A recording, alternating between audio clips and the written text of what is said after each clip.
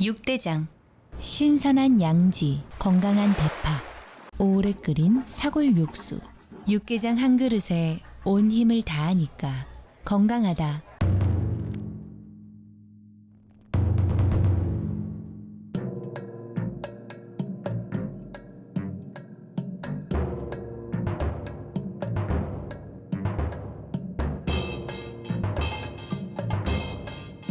육개장은 육대장. 행복한 6월 하루하루 미소와 웃음이 가득하시길 바랍니다. 라디오 서울이 함께합니다.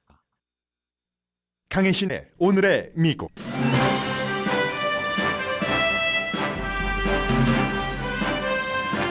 이자율은 일단 그대로 유지됐지만 올해 2번 더 올리고 이자율 인하는 내년에 기대할 수 있게 됐습니다. 공화당인 영킴 연방 하원 의원이 민주당인 아담 쉬프 의원을 비난하는 결의안을 막는데 민주당 의원들과 함께 투표했고 막았습니다. 이 결의안은 아담 쉬프 의원이 다수당이던 시절 정보위원장을 하면서 트럼프 전 대통령 수사 등을 주도한 것을 비난하고 벌 주기 위해서 발의됐었습니다. 텍사스 주지사가 이민자를 버스에 태워 로스앤젤레스로 보냈습니다. 로스앤젤레스 시장은 개탄할 만한 정치 스턴트라고 비난하고 로스앤젤레스는 준비가 돼 있다고 얘기합니다. 이 뉴스는 세계가 보도합니다. 텍사스 주지사는 고등기관에서 다양화, 평등, 포용성 관련 부서를 금지하는 법안에 서명했습니다. 학생에 대한 처우뿐 아니라 나아가 소수인종 직원, 소수인종 교수도 영향을 받을 수 있는 사안입니다. 남침례 교단이 세르베 교회를 여자 목사가 있다는 이유로 제명한다는 안 최종적으로 확정됐습니다. 37개 혐의 모두 무죄를 주장한 트럼프 전 대통령은 법정에서는 거짓 주장을 한마디도 하지 않았습니다. 반대로 법정 밖에서는 시끄러운 여론재판 캠페인을 이어갑니다. 그의 변호사는 오히려 의뢰인인 트럼프 전 대통령에게 불리한 증언을 하는 증인대에 서게 됐습니다. 바이든 대통령은 2024년 첫 번째와 두 번째 예비선거에서 로버트 케네디 주니어 후보에게 질 수 있다고 악시오스가 보도했습니다. 구글이 지난 2년 동안 한 가지 이슈에서 잘못된 광고로 번 돈이 $10,000,000입니다. 번개에 맞고 살아난 번개를 이긴 사나이가 있습니다. 여러분 안녕하십니까? 오늘의 미국 강예신입니다. 오늘 지금 미국의 모든 케이블 방송은 트럼프 전 대통령이 기소에 대해서 무죄를 주장한 이후에 첫 번째 대규모 캠페인을 보도를 하고 있는데 저는 그 뉴스를 조금 뒤로 미루겠습니다. 그리고 이자율도 결론만 들으면 되는 내용 같기는 하지만 일단 뒤로 좀 미뤘고요.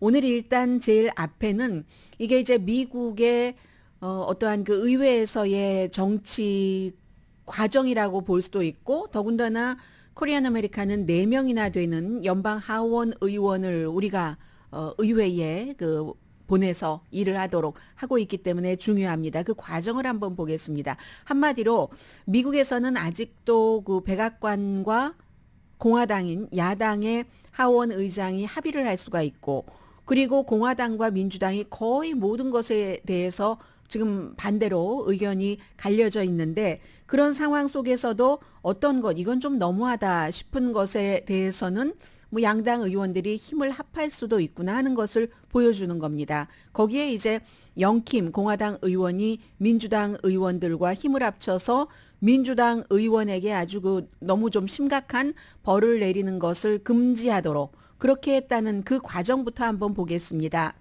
아담 쉬프 하면은 버뱅크에 살고 계시는 분들 여러분들의 지역구이고 그리고 이제 곧 다이언 파인스타인 연방 하원 의원이 어차피 물러날 것이기 때문에 그 자리로 상원 의원 자리로 가기를 원하며 낸시 펠로시 전 하원 의장이 그가 연방 캘리포니아를 대표하는 상원 의원이 되기를 원하는 사람입니다. 어쩌면 미국에 100명밖에 없는 연방 상원 의원 자리에 아담 쉬프 현재 하원 의원이 들어갈 가능성도 높습니다. 그런데 아담 쉬프가 민주당이 다수당이었었을 때 정보위원장이었죠. 정보위원장이 막 탄핵도 주도했었고 또 특히 이제 트럼프 전 대통령의 캠페인 당시에 2016년 그 당시에 러시아와의 관계 이걸 이제 특별검사가 수사를 했는데 당시에 돈이 3,200만 달러 정도가 들었습니다. 로버트 멀러 특별검사 최종적으로 트럼프 전 대통령을 기소하진 않았죠. 그러나 그 과정에서 간접적으로 뭐 체포도 하고 기소도 하고 그리고 이제 트럼프 전 대통령 캠페인 측이 직접 그 러시아와 접촉을 한 여러 가지는 밝혀냈지만 당시의 법무장관이 윌리엄 바가 지금은 이제 트럼프 전 대통령과 완전히 등을 돌렸지만 너무나 트럼프 전 대통령 가까이에 딱 붙어 있었기 때문에 어차피 이제 그 특별검사가 조사를 하더라도 최종적인 그 보고서를 또 그 당시에는 법무장관이 직접 발표를 했습니다. 이번과는 다르죠. 법무장관이 트럼프 전 대통령 기소 케이스에 대해서 웬만하면 말하지 않는 그러면서 나중에는 로버트 뮬러 그 특별검사가 법무장관이 그 나의 그 조사 뜻도 오도를 해서 국민에게 발표했다. 이렇게 했는데 가장 중요한 것은 기소를 하진 않은 겁니다. 기소까지 할 만한 확실한 증거를 잡지 못했었던 거죠. 그리고 이제 그것을 공화당의 트럼프 전 대통령을 지지하는 정치인들이 뭐 일반인들도 마찬가지입니다만 두고 보자. 우리가 이제 다수당만 돼봐. 가만히 있지 않을 거야. 지금 트럼프 전 대통령이 내가 대통령이 돼봐. 가만히 있지 않을 거야. 사법 시스템도 다 바꾸고 하면서 보복할 거야. 라고 공공연하게 얘기하는 것과 같은 얘기를 했습니다. 그리고 이제 시간이 흘러서 다수당이 돼서 한 겁니다. 아담 쉬프 당신 그 당시에 뭐 그런 여러 가지 정보위원장으로서 주도를 해서 조사를 했지 그때 국민의 세금을 3,200만 달러나 썼어. 그러니까 결국 그게 기소되지도 못하고 했으니까 반 정도 1,600만 달러 정도 그 정도가 반이죠. 숫자에 항상 약하다는 것을 알고 제가 네 벌금으로 그리고 아무튼 비난하고 견책하고 해야지 된다 하는 결의안을 트럼프 전 대통령과 아주 가까운 한 명의 하원 의원이 발의를 했습니다. 그리고 공화당의 지도부도 여기에 대해서 지지를 했습니다. 그런데 발의를 한 의원이 뭐 케빈 맥카티 공화당의 그 하원 의장과 아주 가까운 사이는 아니기 때문에 하원 의장이 그 안 자체를 지지하긴 했지만 열렬하게 지지하지는 않았습니다. 그런데 그러자 민주당 쪽에서는 이게 말이 되느냐 1,600만 달러가 뭐 어떻고 하면서 이건 안 돼. 이것을 없애버려야지 돼. 하는 안을 또 낸 겁니다.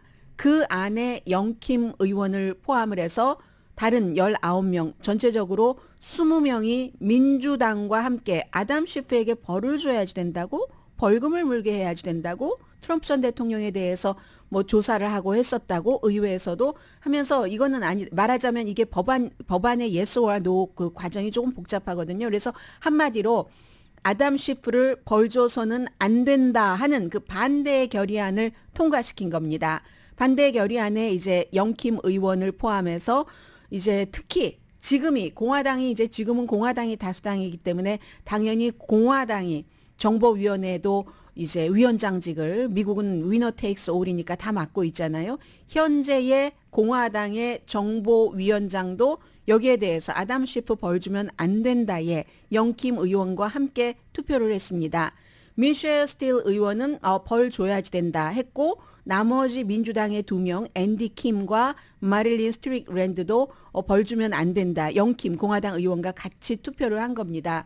큰 그림으로 보면은 어쨌든 과거에 민주당이 다수당이었었을 때 본인들이 좋아하는 트럼프 전 대통령에 대한 수사하고 조사하고 한 것에 반대하면서 그 주도했었던 사람을 벌 준다는 것이고 이게 결국은 실패를 한 겁니다.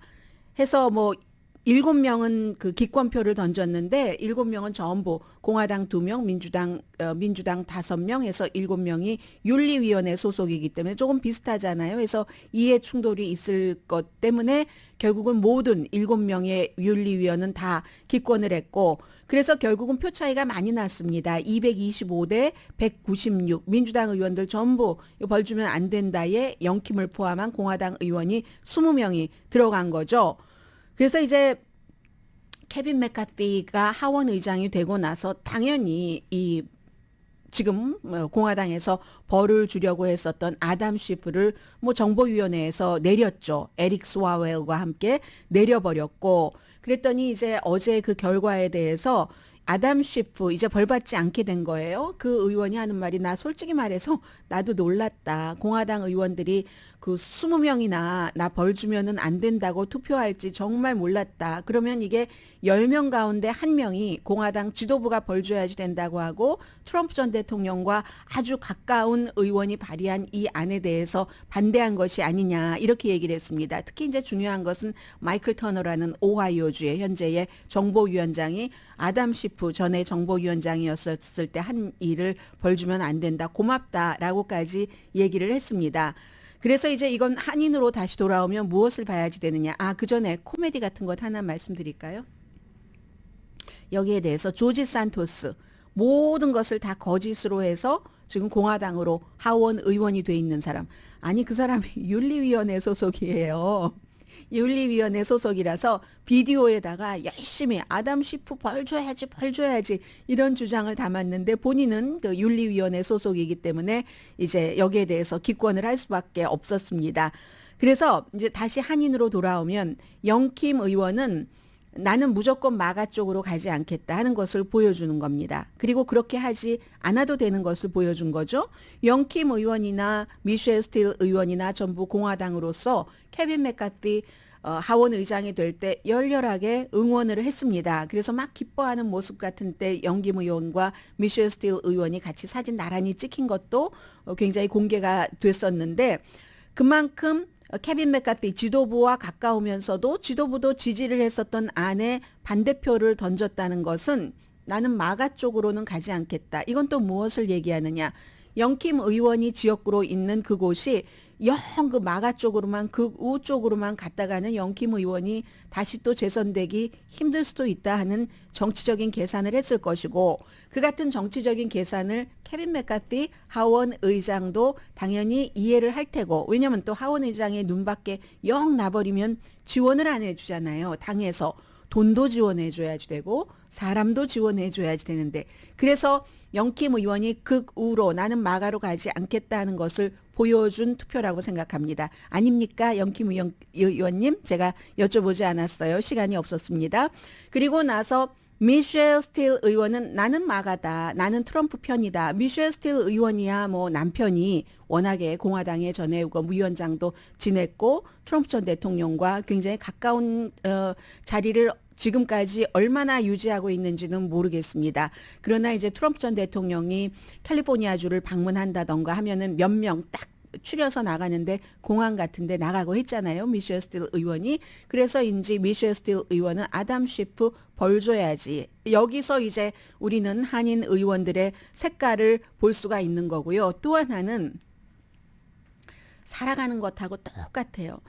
아담 시프 의원이 트럼프 전 대통령 당시에 굉장히 골림을 많이 당했습니다. 제가 볼 때는 뭐 목이 그렇게 가는 것 같지 않은데 목이 펜슬처럼 가는 아담 시프 하면서 왜냐하면 본인에 대해서 여러 가지를 조사를 하고 탄핵을 주도하고 했었기 때문에 그런데 이렇게 그 뒤에 다수당을 뺏기고 나서 본인이 벌을 받을 위치까지 갔었는데도 불구하고 이게 이제 일단 살아났잖아요. 그것도 공화당의 도움으로. 그런데 이러한 일들이 있으면서 결국은 이 일이 아담 시프의 인지도를 높이게 됐고 지금 미국 사람들 사이에서는 그리고 뿐만이 아니라 이런 일이 있을 때 항상 정치인들은 활용하잖아요. 트럼프 전 대통령도 기소되면은 나에게 돈을 주세요 하고 막 하루 저녁에 디너에서 4만 달러를 모으고 하는 것처럼 아담 시프도 질세라 하고 상원 의원에 출마하는 기금을 모으는 것을 쫙 여기다 대고 선전을 했습니다. 이거 보세요.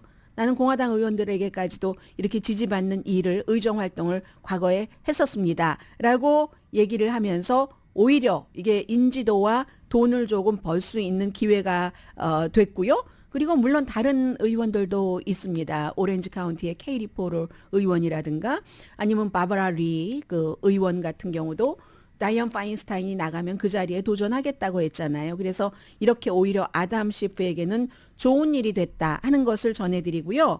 그리고 잠시 뒤에 다른 뉴스들을 전해드리는 게 더 나을 것 같은데요.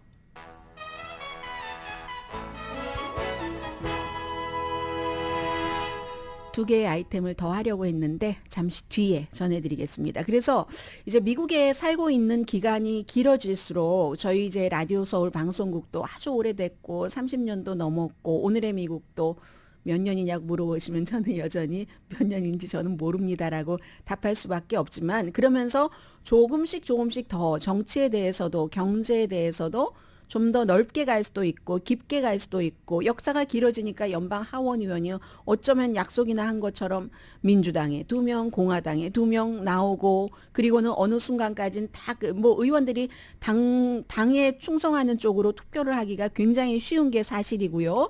그렇게 가다가 어떤 때는 이제 어느 정도 힘도 커지고 기간도 길어지고 그것이 허용되면은 한인 공화당 의원이 민주당과 같이 편을 잡고 투표를 하고 있는 것까지 나오잖아요. 우리는 이제 이렇게 더 넓게 더 깊게 들어가면서 미국에서 이 오늘의 미국을 듣고 계시는 분이라면은 미국 생활에 더 들어가게 되는 거겠죠.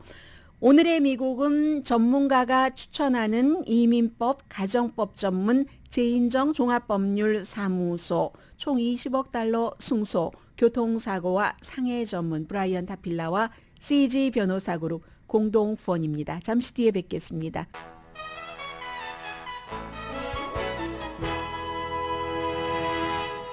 라디오 서울 방송 오늘의 미국 듣고 계십니다. 네, 이 그렉 에버트 캘리포니아 주지사가 아니라 게빈 뉴섬 주지사가 들으면은 웃어 넘겼겠죠. 지난주에는 그 론 디센티스 플로리다 주지사가 캘리포니아주 세크라멘토로 이민자들을 보내더니 이번에는 그렉 에버트 텍사스 주지사가 42명을 로스앤젤레스 유니온 스테이션으로 이제 육로로 올 수 있으니까 버스를 태워서 보냈습니다. 제가 이민자라고 말씀드리는 것은 이제 이분들이 다 어떠한 절차를 할 그럴 사람들이기 때문에 뭐 담을 넘어왔거나 하는 게 아니라서 이 그렉 에버트 텍사스 주지사도 이미그런트라고 표현을 하고 있습니다. 물론 이민자 가운데는 불법 이민자도 있고 불법으로 체류하는 이렇게 뭔가를 미국의 서류를 접수해서 기다리는 동안에 머무는 그런 사람들도 있잖아요. 그래서 이분들은 불법이라고 표현하지는 않습니다. 그렉 에버트 주지사 그리고 보내는데도 이제는 이 그렉 에버트 주지사도 전에 말하는 것과는 조금 다르게 약간 이제 부드럽게 이렇게 하기 시작하거든요. 조 바이든 전 대통령 전이 아니라 현 대통령이 국경 안전 정책을 거부하기 때문에 텍사스가 너무 힘드니까 우리가 할 수 없이 보낸다. 그리고 이민자들이 그렉 에버트 텍사스 주지사의 표현입니다. 로스앤젤레스 시로 가고 싶어 한다. 이건 이제 물어봐야지 아는 얘기고요. 특히 지금 로스앤젤레스의 리더가 스스로 안전도시라고 생츄어리 시티라고 부르니까 그러니까 보낸다라고 얘기를 했습니다. 그래서 이제 이분들이 오고 나면은 늘 이런 때는 항상 교회에 감사하게 되죠. 제일 먼저 뭐 다 이런 거 저런 거 보지 않고 그냥 human being, 인간이라는 것 하나만 보고 그분들을 거둬주는 곳이 교회잖아요. 그래서 인근에 있는 세인트 앤토니즈 크로아티안 카톨릭 처치네요. 크로아티아 카톨릭 교회에서 다 이분들 뭐 어디 아프신 데 없나 뭐 이렇게 봐주시고 의료진들이 와서 법률가들의 도움도 받게 하고 했었답니다. 그래서 이제 이 그렉 에버트 텍사스 주지사는 올 봄부터 뭐 로스앤젤레스로는 처음 보냈지만 뉴욕이라든가 뭐 워싱턴 DC, 시카고, 덴버 전부 이제 민주당이 주도하고 있는 도시죠. 21,600명 이상의 이민자를 보냈다. 이런 내용이고 플로리다주의 론 디센티스는 이제 지난주에 그때도 몇십 명 보냈죠. 이틀에 걸쳐서. 그리고 이제 19일에 세크라멘토로 그 선거 기금 모금을 하러 오는데 캐런 베스 시장이 한마디 하지 않았겠어요? 당연히 우리는 이 같은 시나리오에 준비를 다 했었다. 그리고 공화당 주지사의 야비하다고 표현했습니다. 비열하다 내지는 야비한 스턴트다라고 하면서 로스앤젤레스는 그렇게 혐오와 두려움에 사로잡힌 도시가 아니다. 미국에서 선출된 공직자가 인간을 자신의 싸구려 정치 게임에 졸로 사용하다니 쯧쯧쯧쯧 하는 게 캐런 베스 시장의 얘기였거든요. 그런데 아마 캐런 베스 시장의 이 얘기를 들으면서 많은 분들은 아마 캐런 베스 로스앤젤레스 시장도 뭐 홈리스라든가 마약 문제라든가 이런 것 해결도 못하면서 아니 오지랖도 넓지 하면서 너나 잘하세요라고 생각하신 분들도 분명히 계실 것 같습니다. 텍사스 주지사가 이것도 이제 세계 많은 나라에서 주목하고 있는 건데 고등교육기관에서 다양화, 평등, 포용성 관련 부서가 있는데 이게 여러분들 다 이달 말쯤이면 이제 그 연방 대법원의 판결이 나오겠지만 어포머티브 액션과 관련이 있는 겁니다. 어포머티브 액션이 다 사라져 버릴 때 어떤 날이 올까 하는 것을 미리 보여주는 좀 맛보기 시나리오입니다.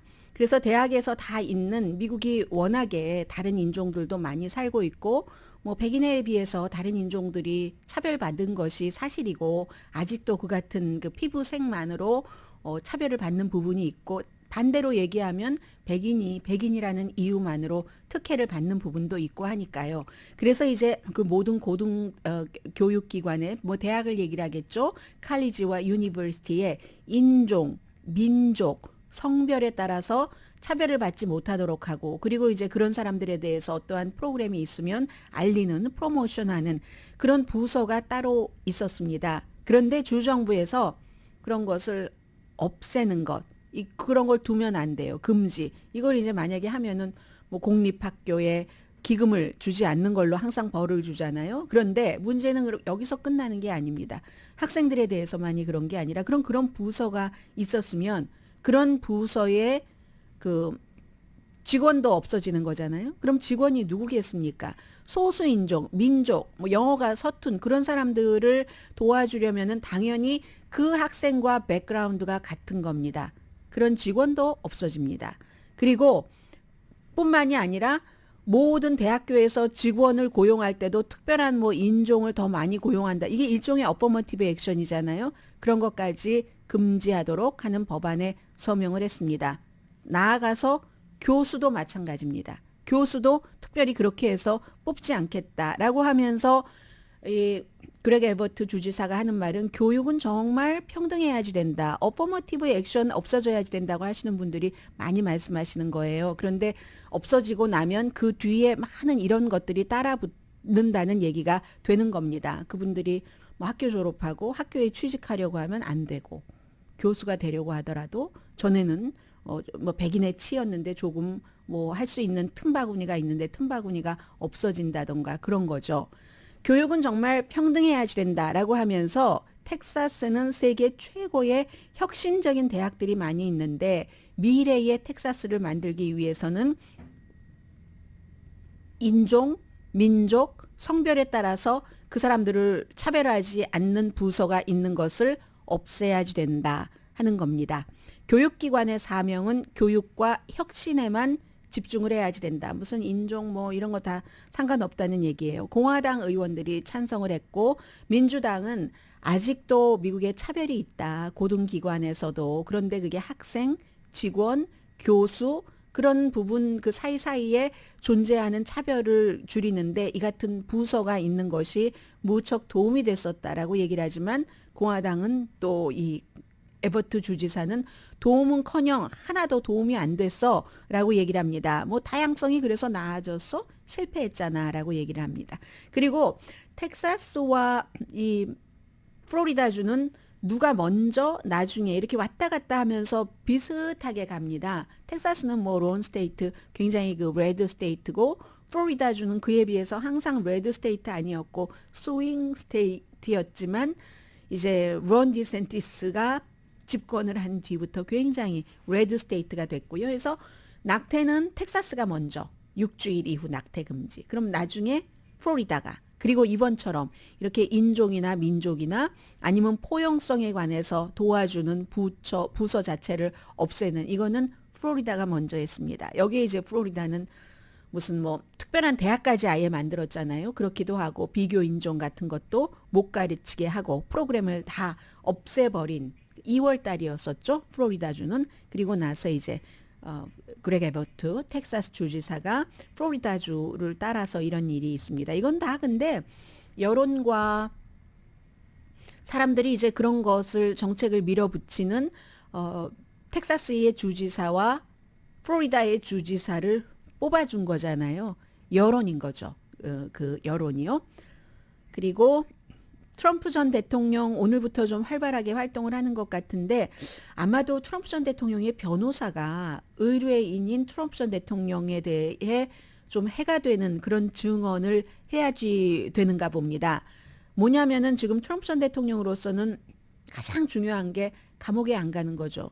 감옥에 가면은 뭐 파이낸셜 타임스의 한 칼럼니스트가 쓴 것 보니까 수세기, 왜냐하면 지금까지는 34와 37을 합치면 71개 혐의죠. 지난번에 뉴욕에서 뭐 선거법 위반으로 기소된 것과 비즈니스와 연관해서 또 그 허쉬머니와 연관해서 그게 34개, 이번에 스파이 등등해서 37개니까 71개잖아요. 이번 것만 갖고도 뭐 420년인가 뭐 다 유죄 판결을 받으면 그렇다고 하는데 그것까지 하고 앞으로도 뭐 여러 가지가 남아 있잖아요. 조지아 또 의사당 폭동 사건 등등해서 그렇기 때문에 무슨 일이 있어도 트럼프 전 대통령은 대통령이 돼야지만 감옥에 가지 않고 대통령에 안 되면은 이게 갈 수 있는 확률이 많은 거죠. 그래서 모든 것이다. 이번에는 캠페인도 대통령이 되기 위한 캠페인이 감옥에 가지 않기 위한 캠페인이 되는 것은 누구나 다 알고 있는 정치를 조금만 들여다볼 줄 아는 사람이면 그런 일입니다. 그리고 더 이상 잃을 것도 없어요. 트럼프 전 대통령은 모든 치부가 다 뭐 더 있을지는 모르지만 드러나 버렸기 때문에 그런데도 불구하고 사람들은 좋아하잖아요. 그래서 제가 실비오 베를루스코니나 이탈리아에 며칠 전에 죄송합니다. 숨진 분께 아니면은 벤자민 네탄야후와 비교가 되는 겁니다. 벤자민 네탄야후도 본인이 기소됐고 와이프도 부정 부패로 했는데도 어찌어찌하여 막 다른 사람들과 뭐를 주면서 연합을 하고 또 그 자리에 가고 그리고도 불안하니까 나중도 불안하고 하니까 완전히 사법부를 자신의 시녀로 만들려고 시도를 하고 있지 않아요? 그러다가 엄청난 그 시위로 그게 일단은 중지가 됐는데 그래서 결국은 제일 뒤에는 힘이 약해 보이지만 국민, 유권자가 힘이 있는 게 이겁니다. 트럼프 전 대통령이 이제 비슷하게 되는 거예요. 그런 상태로 가서 다 알려져서 잃어버릴 것도 없는데 문제는 이게 법정 안에서는요. 애틀란틱이 이제 자세히 설명을 한 겁니다. 왜냐하면 법정 안에 뭐 기자들이 뭐 이렇게 멀리서 바라봤으니까 직접 취재하고 라이브로 중계하지 못했지만 그래서 법정 안에서는 한마디도 안 하잖아요. 이번에도. 그리고 이 그 변호팀도 마찬가지로 절대로 그 트럼프 전 대통령의 기소가 부당하다라고 얘기를 하시는 분들은 트럼프 전 대통령도 부당하다고 하고 마녀 사냥이라고 하니까 바이든 행정부가 부당하게 한 것이라고 하니까 그런 거는 그거 증명하는 건 간단합니다.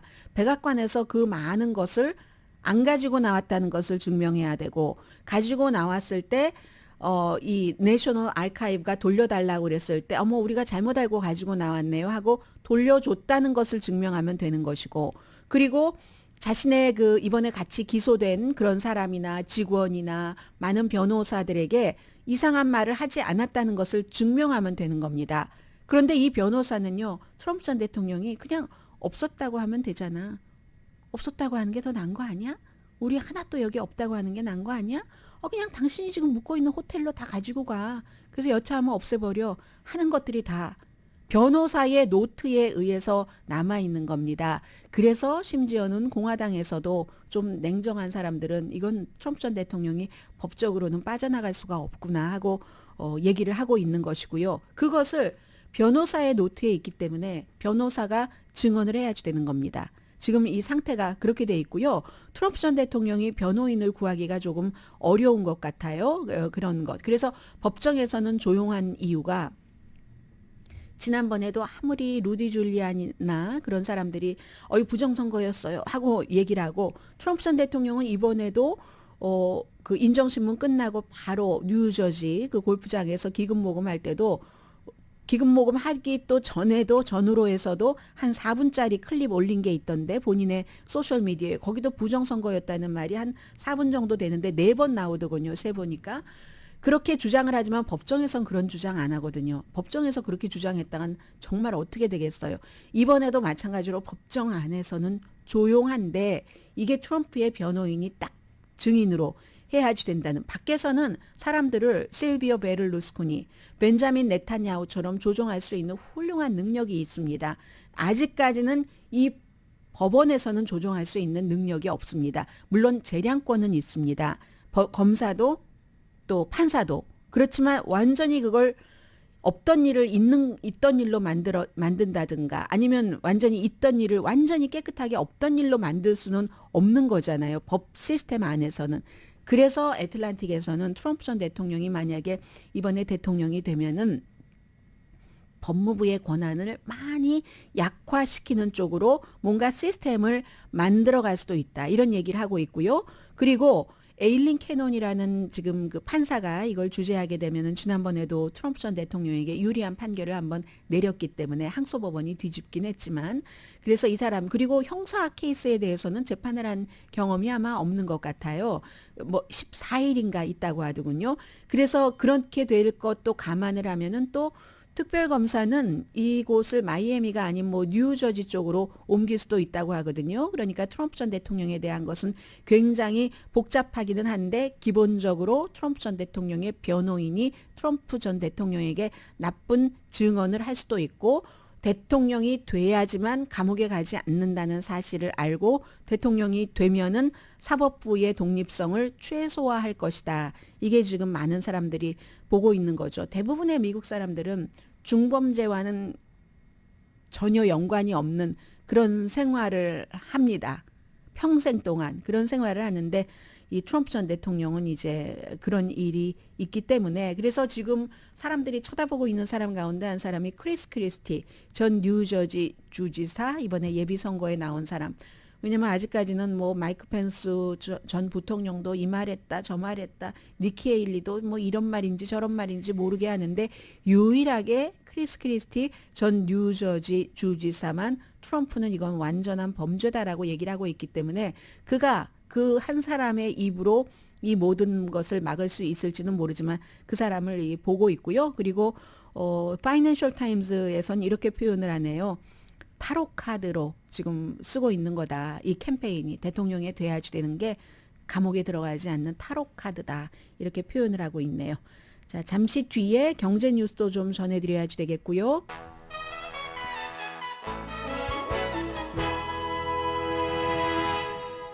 라디오 서울 방송 오늘의 미국 듣고 계십니다. 네, 이제 이자율은 뭐 여러분들 다 알고 계시죠? 어제 뭐 예상했던 대로 그대로 유지하기로 했고, 올해 2번 더 올려서 현재 기준금리가 5%에서 5.25% 사이인 것을 5.6%까지로 올린다고 어제 했으니까, 그러니까 이제 2번 더 0.25%씩 올려야지 되는 거죠. 그러면 뭐 지금도 뭐 모기지 이자율 거의 7% 정도 되니까 그래도 일단 멈춤은 하게 될 테고, 세이빙 하시는 분들이 조금 계산을 해보셔야 되겠네요. 그리고 나서 올리는 것은 내리는 것은 올해 말이 아니라 이제 지금 상황으로는 내년부터가 될 것이다라고 보여주는 것이고, 전반적인 경제에 대한 전망은 뭐 GDP라든가 이런 것을 지난번에 공개시장위원회 미팅이 있고 나서 말한 것보다 제롬 파웰 연준 의장이 조금 낮게 그렇게 얘기를 했습니다. 실업률이 뭐 올해 말에 한 4.1% 정도로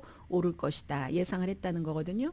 지금 한 3.7% 정도 되는데, 인플레이션은 내년 말에 올해 말에 3.2%, 내년에 2.5%, 2.5%라도 2%까지는 되지 않잖아요. 지금 아직도 수요가 핫하다는 얘기입니다. 수요가 핫하고 뭐 노동시장도 탄성이 있고 7월 달에 다음 미팅 있습니다. 그리고 구글을 좀 말씀드리겠는데요. 구글이 지난 2년 동안 한 가지 이슈로 이제 광고해서 사람들을 좀 오도한, 이렇게 해서 돈을 $10,000,000를 벌었대요. 이건 이제 제가 영국의 이코노미스트가 굉장히 길게 써놨는데, 무슨 뭐 이유가 있겠죠. 그 그 가디언이 가디언이 길게 가디언 기사가 그렇게 길지 않은데 굉장히 길게 써놓을 때는 분명히 이유가 있었을 텐데 일반인들은 뭐 그렇게 그 긴 기사를 다 세세히 알 필요는 없다고 생각되는 기사이긴 했습니다.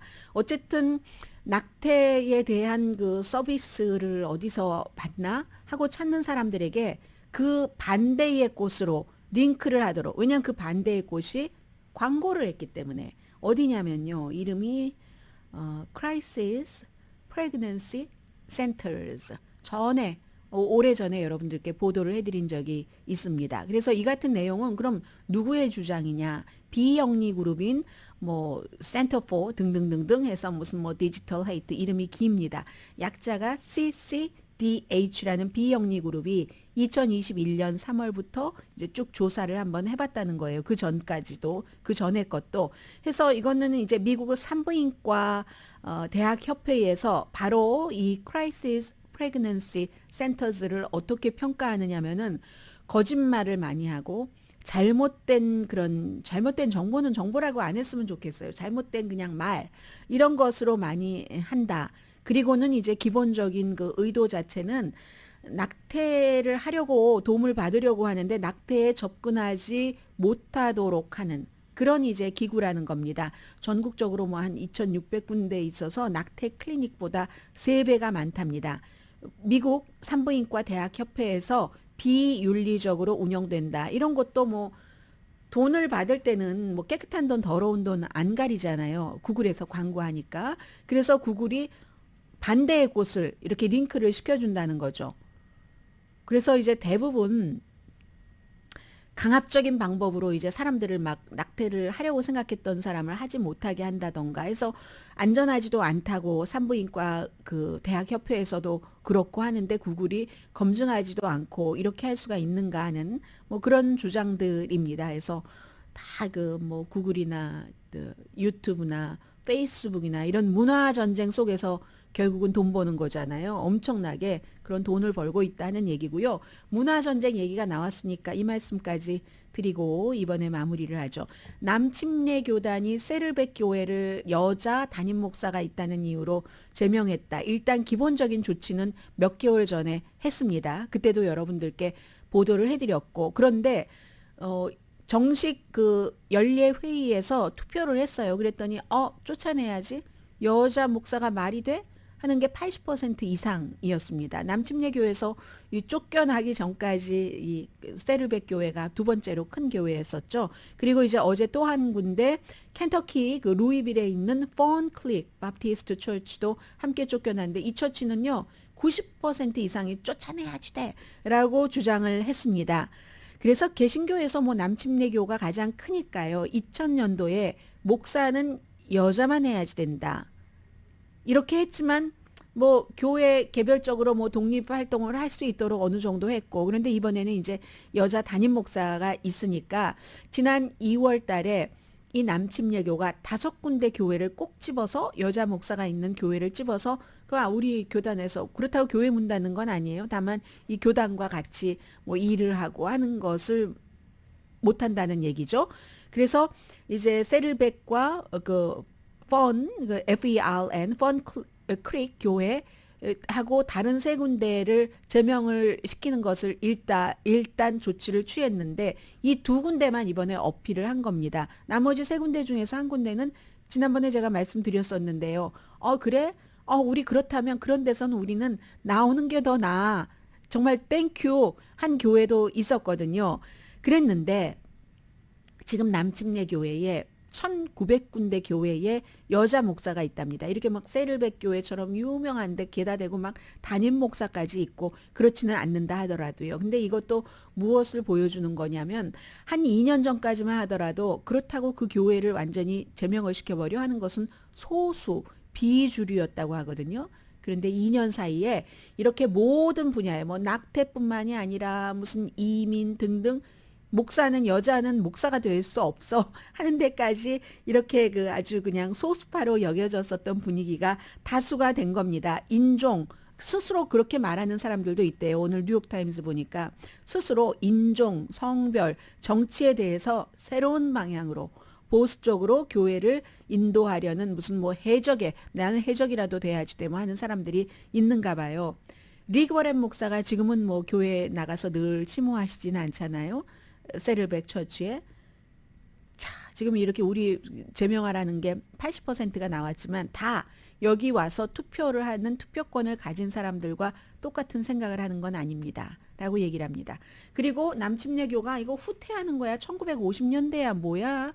뭐 성경의 성서에 따라서라고 얘기를 하지만 1950년대는 여성들은 가정을 돌봤고 남자가 이제 뭐라고 하나요? 리더라고 할까요? 여성들은 막 집에서 있으면서도 하이힐 신고 막 화장해야지 되고 막 앞치마도 예쁜 것 입고 있어야지 되고 그런 시절이 있었잖아요. 그리고 남침례교도 제가 여자로서 한 말씀 드리겠습니다.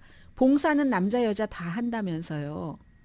봉사는 남자 여자 다 하고 왜 뭐를 결정을 하는 그 결정권자는 남자만 해야지 됩니까? 그러면 그렇게 투표를 한 사람들이 남자가 많을 텐데 그분들의 딸이라든가 손녀에 대해서는 그 손녀나 딸이 그걸 원치 않는다면 무조건 여자는 복종만 해라 하는 그 의견을 내지 못하고 남자 지도부에서 이런 의견을 내는데 그것보단 이게 낫지 않을까요? 라는 얘기를 못한다면 여러분의 딸과 손녀도 그래야지 되는 거 그거 좋으세요? 저는 안 좋을 것 같거든요. 아무튼 그리고 아예 이 교회의 헌법과 비슷한 그런 것까지 바꿔서 이거는 딱 못을 박아 놓는다 하는 것은 내년에 최종적으로 결정을 한답니다.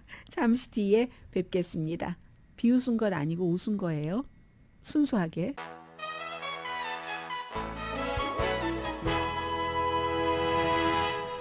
라디오 서울 방송 오늘의 미국 듣고 계십니다. 바이든 대통령이 뭐 당연히 민주당의 후보가 되겠지만 첫 번째와 두 번째 예비 선거에서 로버트 케네디 주니어에게 질 수도 있다. 악시오스가 보도를 했습니다. 보통 미국에서 예비선거하면은 아이오와와 뉴햄프셔에서 먼저 시작되잖아요. 그런데 지난해 12월 달에 뭐 야단도 많이 했던 그 이슈예요, 사람들이.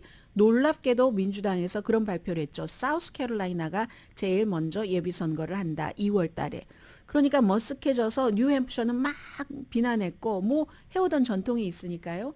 아이오와주는 조용히 뭐 크게 불만은 하진 않았지만 당에 대해서 공화당 예비선거와 마찬가지 같은 날인 1월 달로 옮기는 것을 지금 추진을 하고 있거든요. 뉴햄프셔도 우리가 제일 먼저 해야지 돼. 뭐 이렇게 얘기를 하고 있고 그래서 만약에 그것이 완성되고 나면은 바이든 대통령은 아이오와와 뉴햄프셔에는 이름을 올리지 않겠다고 얘기를 합니다. 왜냐하면 지난번에 졌잖아요. 막 그 당시에는 핏 브리저지가 이기고 막 떠오르다가 사우스캐롤라이나에 가서야 아프리칸 아메리칸 정치인의 도움을 받고 아프리칸 아메리칸 유권자의 도움으로 이겼잖아요. 그래서 이제 처음부터 지는 게임은 하기 싫겠죠. 그래서 이런 것이 당하고 그 주정부하고 여러 가지가 다 합쳐져서 하는 일이기 때문에 이런 일이 있었고 그렇다고 해도 아이오와와 뉴햄프셔가 먼저인데 그걸 사우스캐롤라이나로 옮긴다는 말이 하고 비난했었던 사람이 굉장히 많은데 그렇게 되는 경우 이름을 내린다고 하니까 지금으로서는 존 F 케네디 주니어 미국에서요. 로열 패밀리 좋아하는 사람들 엄청 많아요. 뭐 그 사람이 좋은 일도 많이 하고 하지만 음모론을 많이 퍼뜨리는데 민주당으로서 아주 드물게 그런데도 그냥 뭔가 안 것 같고 들은 것 같고 지난번에 월스트리트저널에 그 패기 누난 컬럼니스트 같은 경우는요. 어떤 사람이 막 그 로버트 케네디 주니어를 잘 아는 것처럼 얘기한대요. 그래서 봤느냐 그러면 보기는 어떻게 봐요? 보지도 못하고 알지도 못하면서 마치 케네디 가문의 그 사람들과 쭉 연관시켜서 동일시하는 그런 경향이 있다고 하거든요. 그래서 로버트 케네디 주니어가 최종적으로 결정이 되고 바이든 대통령이 거기에 이름을 안 넣는다고 하니까 그렇게 될지도 모른다. 이런 건 이제 그런 미국의 그 여러 가지 시스템을 보여주는 거죠. 아, 민주당 전국위원회와 주정부와 다 합쳐서 해야지 되는 거구나. 그럼 바이든 대통령은 명분이 있어야지 되잖아요. 왜 두 군데가 먼저 하면 이름을 안 올리느냐. 인종적으로 다양한 곳에서 첫 번째 선거를 치르고 싶다고 명분상으로는 얘기를 합니다. 왜냐하면은 아이오와나 뉴햄프셔는 뭐 80몇 퍼센트, 87%, 83%가 백인인데 그에 비해서 사우스캐롤라이나가 62%가 백인이니까 최근에 미국의 전국적인 것과 그나마 사우스캐롤라이나가 더 비슷하다. 그것보다는 이기는 곳에서 선거를 치르고 싶다. 이 얘기인 거 다 알죠. 우리도. 오늘의 미국은 전문가가 추천하는 이민법, 가정법 전문 제인정 종합법률사무소, 총 20억 달러 승소, 교통사고와 상해 전문 브라이언 타필라와 CG 변호사 그룹 공동 후원이었습니다. 10시에 좋은 아침, 좋은 하루 방송됩니다. 시간 조금 있으니까 그 밖에 미국은요 지금 이란과도 조용히 외교를 시작하고 있답니다. 중국과 하는 것과 마찬가지죠. 그래서 대신에 왜냐하면 미국 사람이 거기 잡혀 있으니까 이란도 그것을 활용을 하는 것이고 그것 하는 대신 이란은 그럼 다시 핵 개발 동결해라 하고 있고요. 공화당이 결정적인 이 시기에 우크라이나 지원을 막으려고 하기 때문에 행정부는 또 그것도 지금 뒤에서 수습하고 있습니다. 이 뉴저지에요. 학교에 뭐 많은 분들이 살고 계시는 곳이던데 우드브리지 타운십에서 중학교 옆에 축구장을 그 동네에 메인터넌스를 쭉 해오셨던 분이 뭐 하다가 번개에 맞았어요. 경찰이 왔었을 때 맥박이 멈춰 있었습니다. 그런데 응급처치를 하고 살아나셨대요. 강혜신이었습니다.